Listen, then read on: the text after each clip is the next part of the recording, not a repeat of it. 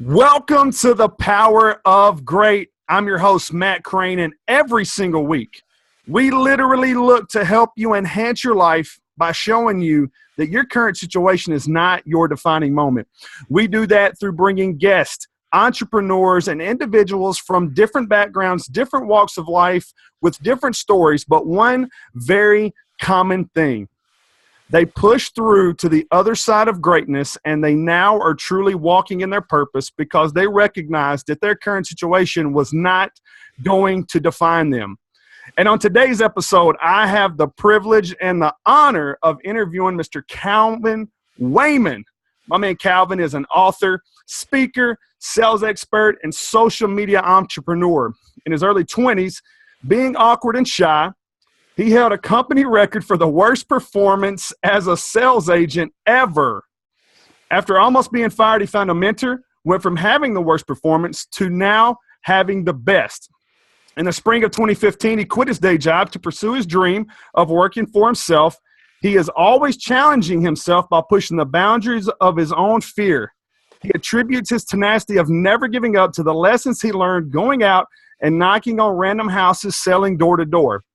By the end of that year, he started a social media business, Cobbes Media, that would go on to get him featured in Entrepreneur Magazine, Social Media Examiner, and the Huffington Post. And just this summer, he released his first book, which debuted on Amazon's top 100 of all the books in the success category. And that book is Fish Out of Water, The Guide to Achieving Breakthrough and Permanently Transforming into the New You. Calvin Wayman. Welcome to the Power of Great.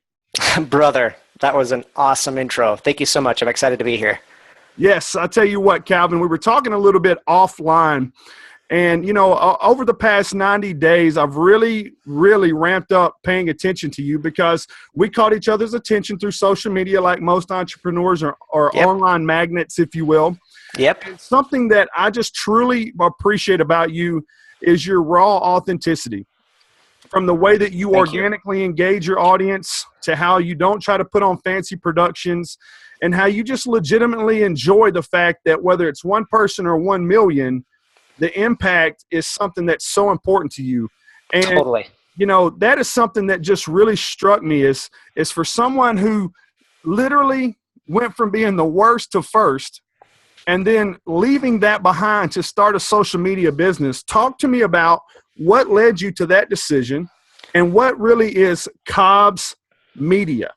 Totally. So the thing that made me leave, to be honest, I always wanted to leave and do my own thing.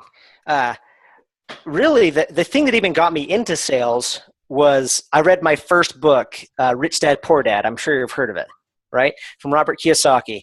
And in that book, he says, no matter what business you get into, you need to know how to sell. So I was like, well, I feel like I'm an entrepreneur. I at least want to be. So I'm going to learn how to sell. And so you said that whole thing of how I was horrible, and I was, and then came out of that. But after I learned the skill, I always wanted to go off and do my own thing. But I'll be totally open here. I just didn't because I was afraid to. I had so much fear that kept me stuck and in the employee job longer than I needed to be, quite frankly. But what made me finally jump is actually something very different than most people, I think, expect or talk about. People talk about needing to have a why or the thing that you're going after, something that's so positive that will overwhelm the negative of the fear. But I'll be honest with you, Matt, it wasn't something super positive that made me quit. It was a bigger fear that swallowed the smaller fear. That's really what it was. I sat down with myself one day and was like, what happens 10 years from now if I don't do anything? And I closed my eyes and I had this moment where I had a conversation with my 10-year-older self and was like, dude, what should I do here? And my 10-year-older self was like, well, let me tell you, as we get older, you and I, as we get older, you're going to have more responsibility, not less. So if you're ever going to do it now. So I did. I quit 2 days after that, and it was before I even knew what I was going to do next. I didn't have anything lined up. I had tried that before. I tried doing side hustles along with my business or with my employee job, and it had some success, but nothing close to where I needed it to be. And that is just that's been really a big lesson that I've used in entrepreneurship all the time is you'd have to do things before you see the whole staircase. I didn't know what I was going to do next, but I quit anyway. And then that started to open up what the next step was after that. Right. So you mentioned I own Cobbes Media. That didn't come right away. I wish it would have. Man, I've been so envious. I was so envious of people. Like when I was trying to figure out what my passion was, I was so envious of those people that said, "Oh, I knew what my passion was since I was 5 years old, and I've been doing it my whole life." I'm like, here I am, 27, and I don't even know what it is yet. And while I was in that space of not knowing, I was like, you know what? That I'm going to at least keep developing myself to get better, so that when I land the thing that I want to do, I can just crush it. And so right after I quit my day job, I actually moved from Utah to Southern California to sell door to door. And that's what I did. I just got into door to door, crazy experiences there, awesome stories that were so heavy and so at the time, so almost depressing and filled with so much anxiety, but such valuable lessons that I would not wish that they were gone because of what I've learned from them. And while I was there in Southern California, I started connecting with great like-minded people that were building their businesses too. And through those associations and getting to being in the game, I ended up first falling onto Periscope was the first thing, which was a live streaming app, still is. And that what got me into the social media game. And because I got into that, I started to realize that it's not just Periscope I like, it's the things I like about Periscope, that it's new, that it's cutting edge, that it's where technology is, it's where people are communicating now and connecting is through social media. And from there, went from Periscope to just branching out to social media in general, and then created Cobbes Media. Cobbes Media is it's a social media management service primarily for entrepreneurs and influencers. So I help people that don't have a huge fan base or a huge following show up, stand out, and get seen beyond 97% of everybody else on social media. Yeah, I love that. And the one thing that I loved what you said there, Calvin, is a bigger fear that swallowed the smaller fear. And, yes. I really hope that our audience heard that. And I want to highlight that for a moment. So for everyone that's out there on SoundCloud, Stitcher, and iTunes, I first want to give a big shout out to the team at Rush Impact Marketing and my man, Jeremy Warner, for all the amazing behind the scenes work that they do to help power the power of great, if you will. And then on top of that, you'll notice if you're watching this video on our YouTube channel that'll go out across 6 different continents, the folks at sayiwant.com have supported the Power of Great podcast, and I'm wearing one of their featured lids, if you will, today, and I'm just so honored to do that on this particular podcast with my man Calvin. But, Calvin, you said this, once again, a bigger fear that swallowed the smaller fear, and I believe that a true entrepreneur has all these tiny baby fears. Yes. There's always one Moby Dick fear, if you will, that comes in and just swarms it all. So kind of take a few moments and walk our audience through that big fear that just swallowed all those smaller ones. So I had the smaller fears of, what if I don't make it? What if I'm homeless for a little bit? I had a wife and a 1-year-old. What if we have to live on the streets? What if I look like a loser? What if I don't make money when I should? Like all those smaller fears that kept me staying put. But the bigger fear was 10 years down the road, nothing has effing changed. And what really was the big thing was, what if I didn't care anymore? What if the fire that I had burning inside of me to do something great died? The fear of that fire that I had in me dying over 10 years of me staying at a job and not going after the thing I really wanted to do that is what made me just quit. I was like, you know what? I would rather try and follow this fire and fail and die trying than just quit. And so that's what did it. That's what it was. I tell you what, Calvin, that is one of the things that I truly do respect about you the most, is that there's no faking that, ladies and gentlemen, is that for so many people, they have these moments of those feel-good moments that get you excited and get you motivated and get you elevated, and then yet they stay stationary. I see it all the time. And for Calvin, the biggest fear was losing that fire, was losing that drive. And he knew the only way to pursue what he truly wanted to accomplish in life, and that was working for himself, was that activity was going to be the ultimate motivator. So, you know, Calvin, you also brought up another great point about Periscope. With all these social mediums that are sitting out here, with the ever-changing landscape, and now what we're really seeing is a lot of competition.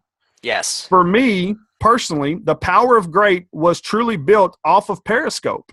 Beautiful. It may have laid inside of me, but Periscope opened up the door for me to create this concept, build an audience, start to be able to create influencer relationships, now be considered an influencer on certain applications.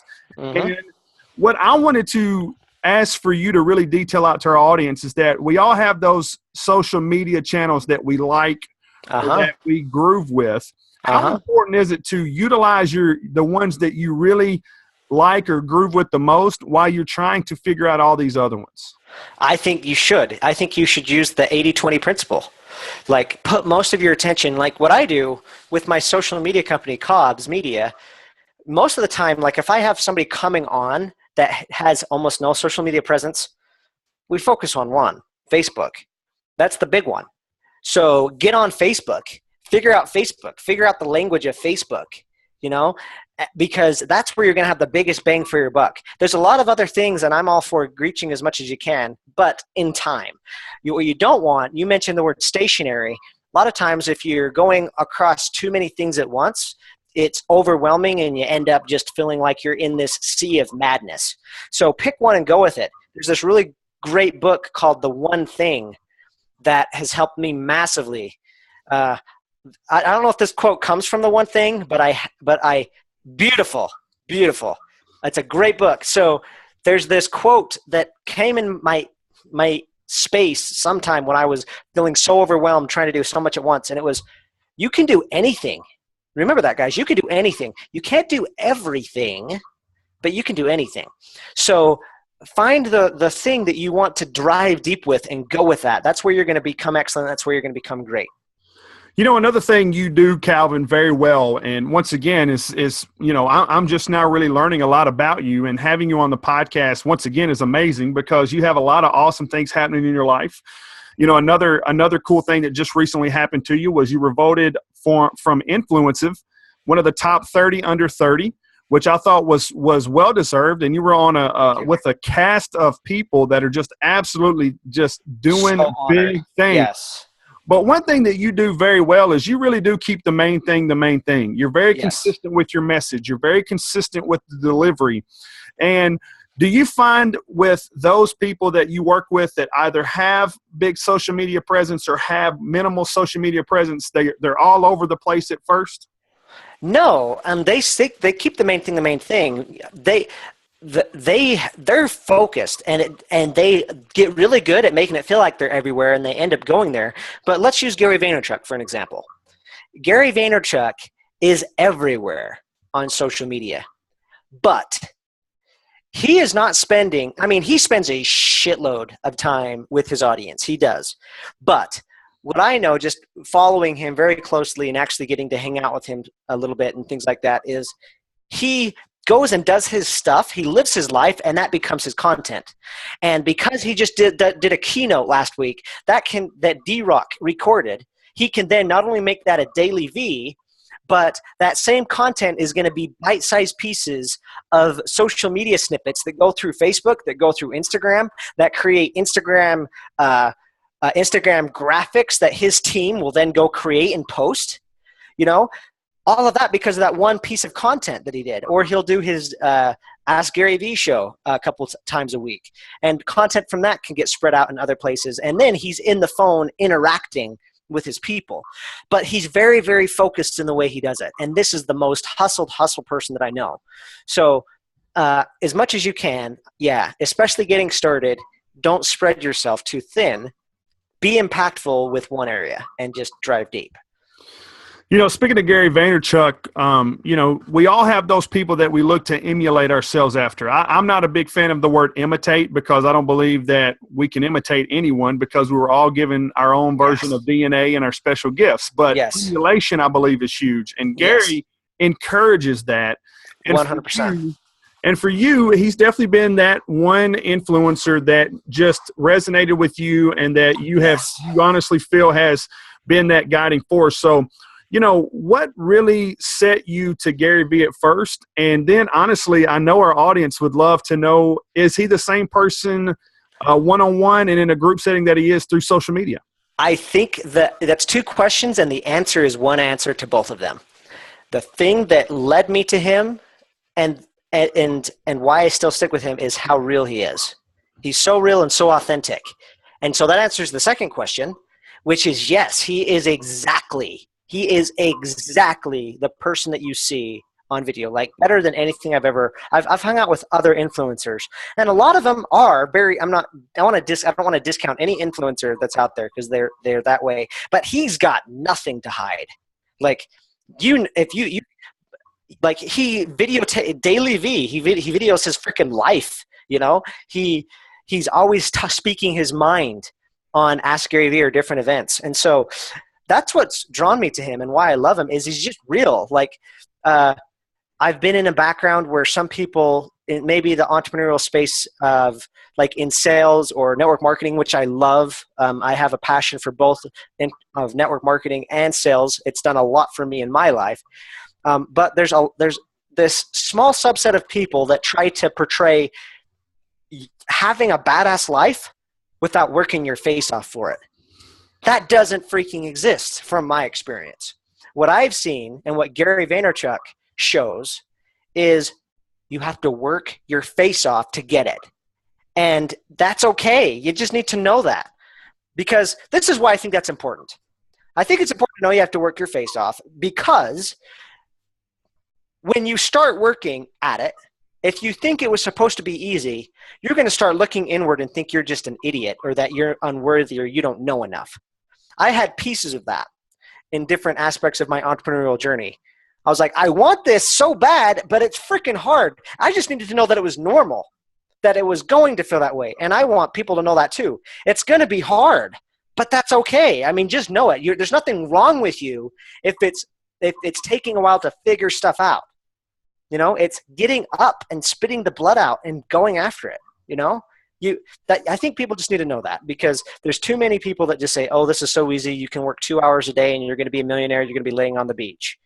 That's cool. You can get some people in, but that doesn't help you very much in the long run, which I'm all about, that Gary Vaynerchuk talks about too. Why I believe in building relationships and all this stuff is, what are you in for? The long game, hopefully.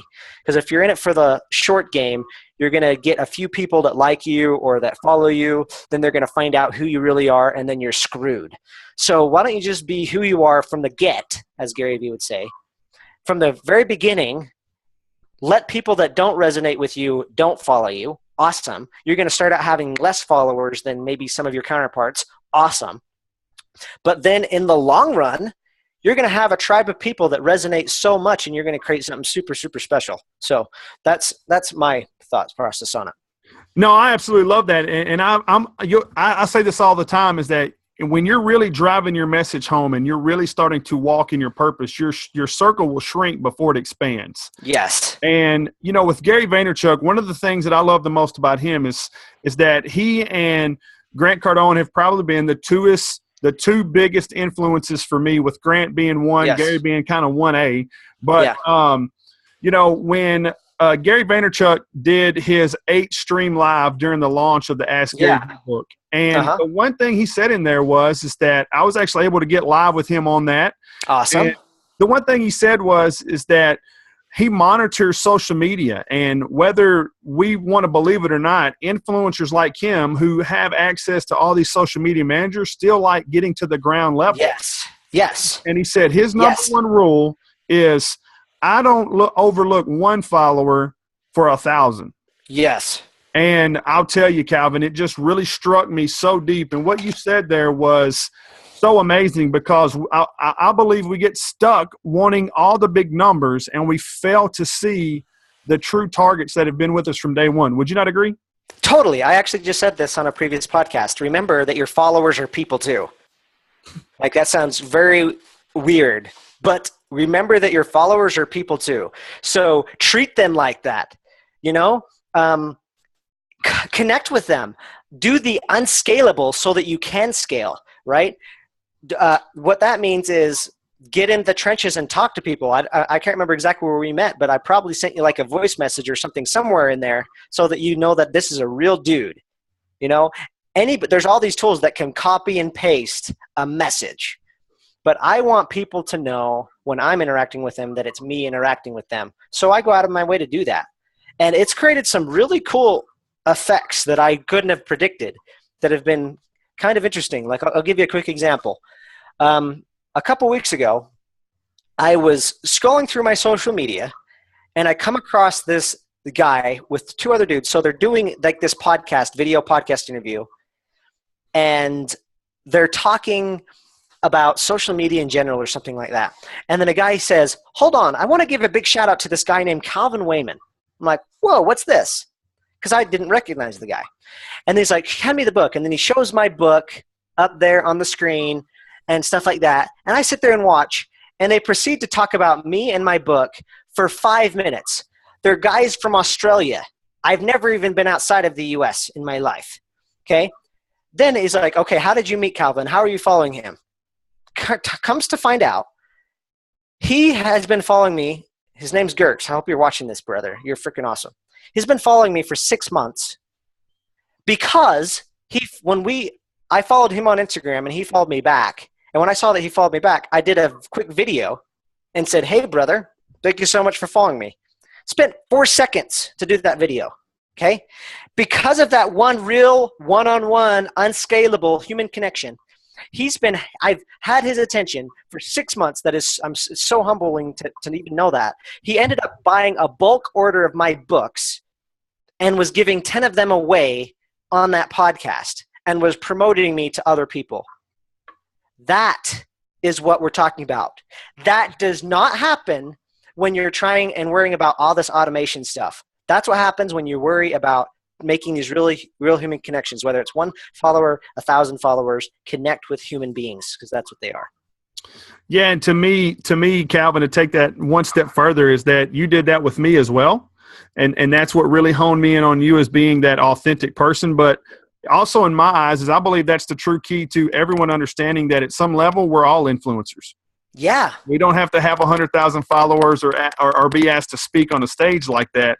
If we're willing to commit to that type of engagement, we're creating influence. Yes. And, totally with you. I'm so glad that you put your book up for all of our audience to see on YouTube. For those of you on iTunes, SoundCloud, and Stitcher Radio, once again, my man Calvin dropped a book earlier this summer, and that book's called Fish Out of Water, The Guide to Achieving Breakthrough and Permanently Transforming into the New You. It hit #1 on Amazon's top 100 of all books in the success category. And Calvin did a pretty sweet launch of that book. He got to Facebook Live. He got to Periscope. He got to social media.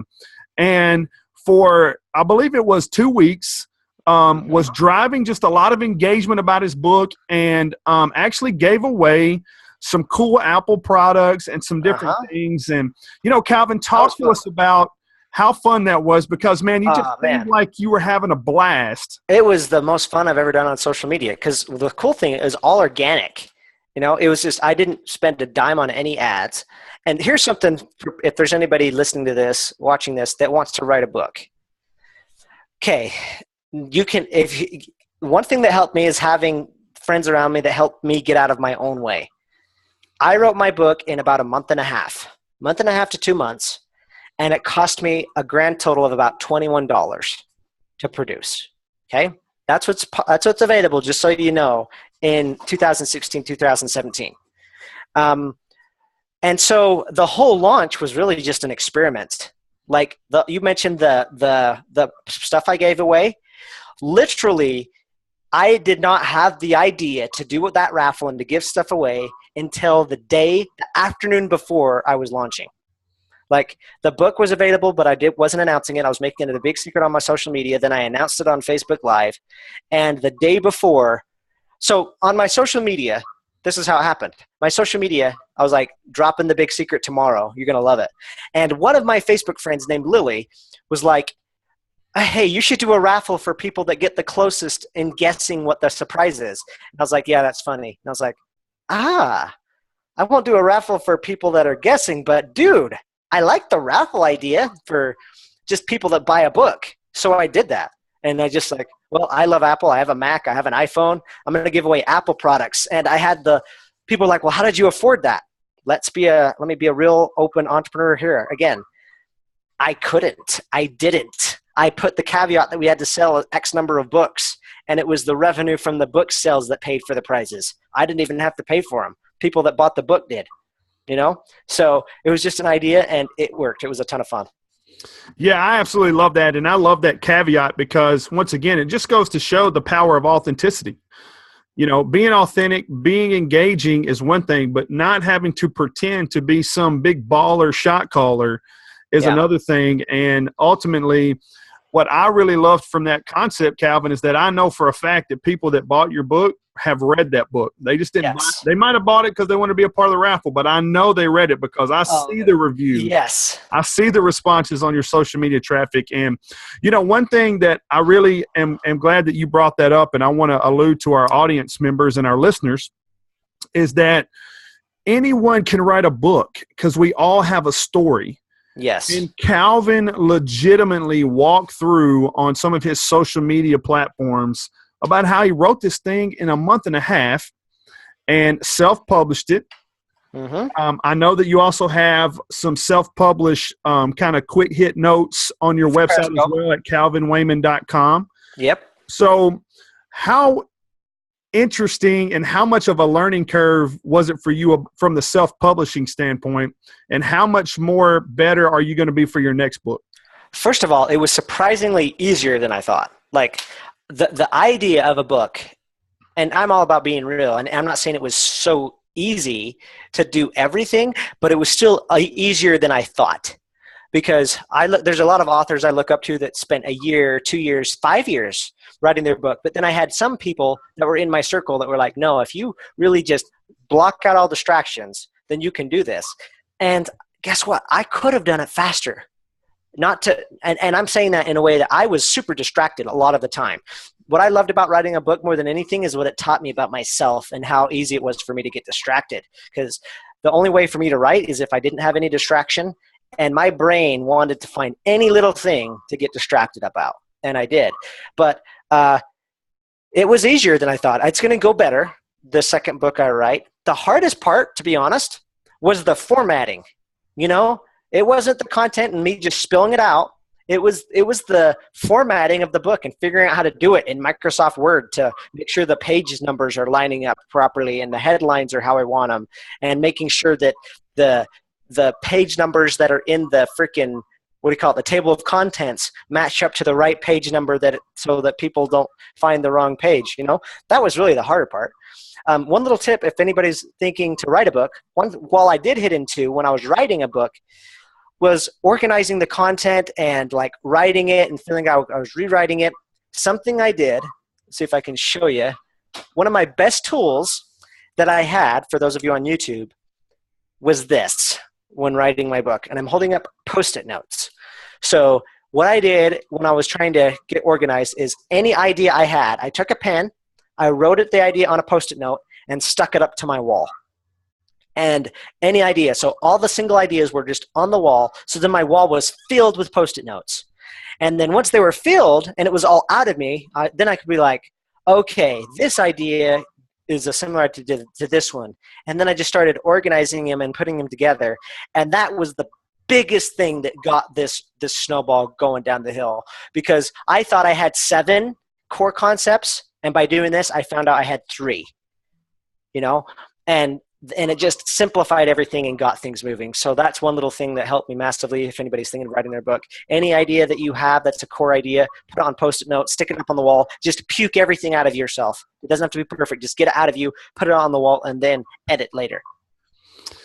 Absolutely. And there again, for everyone out there listening, is that he created activity. He had the knowledge, he had the information, he had the burning desire, but it could have all wilted away had he not just started the process. So, Yes. Calvin, as we begin to wrap up the show, talk to us about your experiences with Entrepreneur Magazine, the Huffington Post, and the Social Media Examiner, and It's been awesome. how that's helped you just continue to, strengthen your purpose and maximize your audience reach.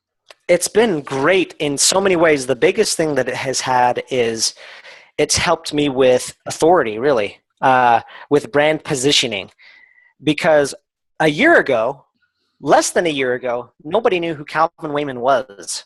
I didn't have a huge social media following. As a matter of fact, a little bit more than a year ago, I was afraid to create a social media following. My picture, I didn't even put up my profile picture. It was a picture of Calvin from Calvin and Hobbes, and I think those getting on like Entrepreneur and stuff like that, that was like my coming out party in a sense, because people are like, oh my gosh, he's actually doing it, So got connected with Entrepreneur, and then after I wrote an article on live streaming for them, then I went to Huffington Post and wrote an article on social media in general, and things just started going one after the other. And then Social Media Examiner doesn't accept you in to even try to be in unless you have a track record. And so the track record of Entrepreneur and Huffington Post is what allowed me to go into there. And now I've been able to hang out with awesome people like Russell Brunson. I just wrote an article where I partnered with him, and I wrote an article and mentioned ClickFunnels and Russell Brunson. I couldn't have done that without the activity of being in it and already having done stuff that I could then say, yeah, I'd love to do this for you. So. Yeah, I love that. And I think there again, too, it's a gift. You have a gift, and what you aren't doing anymore is being stingy with that gift. You're willing to put yourself out there, share that with the world. You're willing to open yourself up to get objections and to get scrutinized. But at the end of the day, I tell people very simple is that your gifts were given to you to share with everyone, not to be liked by everyone. You are so on the money. You're speaking to my heart right now saying that, because a lot of times, especially when you're afraid like I was to step out, it's because you're in your ego and you think you're just doing it for you. But once you get into this thing, you start to realize, no, it's your duty, as Grant Cardone might say. It's your duty to be successful. It's your duty to share that gift that you have. Get out there and freaking share it with people. I love that. So one final question for you, Calvin. Hit me. For those entrepreneurs who are just straddling the fence and, are really struggling with getting going, outside of just saying the typical answer of you just got to get started, what would be your best piece of advice for those entrepreneurs or those people that are wanting to create an entrepreneurial journey? I think the best thing I can tell you is help you understand a concept, because I totally understand wanting to do something and staying stuck, because I was. And so here's a concept that I've learned over the last 12 to 18 months that'll help. First of all, plans suck. And I'll tell you what I mean. We want to go and do the thing, and we want it completely laid out, A, B, C, D, all through Z of what to do, right? So I'll ask the people, how many letters are there in entrepreneurship? There's not 26. There's only 3. And I'll explain that deeper. This is the concept that will get you moving. There's only 3 letters to entrepreneurship and to life in general. There's A, there's B, there's Z. You know where you are, and you know your next best guess. You know your next step. You at least have a really good idea of what your next step will be.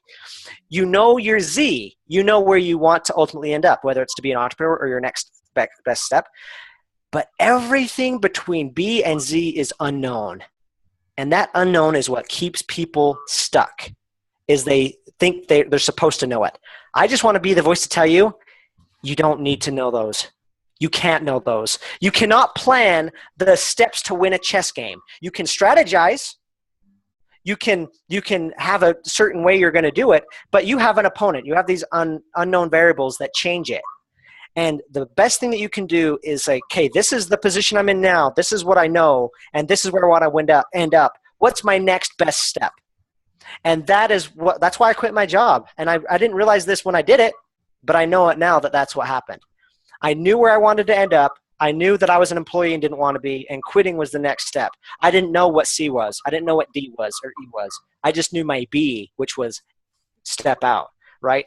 And something else that I think is a good idea to marriage with that is I'll actually give 2 bonus concepts that will make this work for you, because I want to give people the confidence that they are enough they can do it. The first one is successful people don't worry if they made the right decision or not. They make a decision and then make it right. Okay?